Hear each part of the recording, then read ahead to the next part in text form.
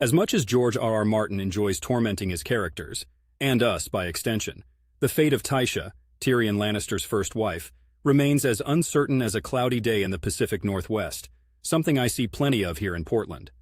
Martin hasn't explicitly spelled out her fate in the A Song of Ice and Fire series, which is, as you know, still an unfinished symphony. We last heard of Tysha through the ever-ominous words of Tyrion's father, Tywin, with that phrase that sounds like a sparse drumbeat in Tyrion's mind. Wherever whores go. Grim? Absolutely. But much like the relentless rain in Portland, Tywin's words are cryptic and heavy with possible hidden meanings. In A Game of Thrones, we find out Tysha was treated horribly by Tywin and then supposedly sent away. But in this world, no news doesn't necessarily mean bad news. Tysha might be alive, working at a tavern, or living her best life away from the prying eyes of the Lannisters.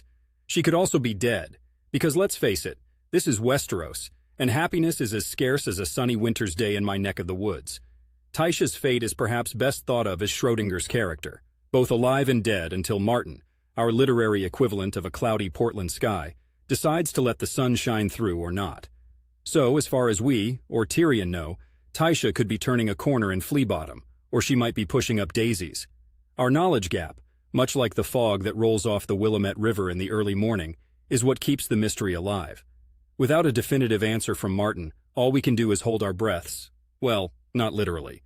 I do need to breathe the fresh, albeit often rain-scented Portland air.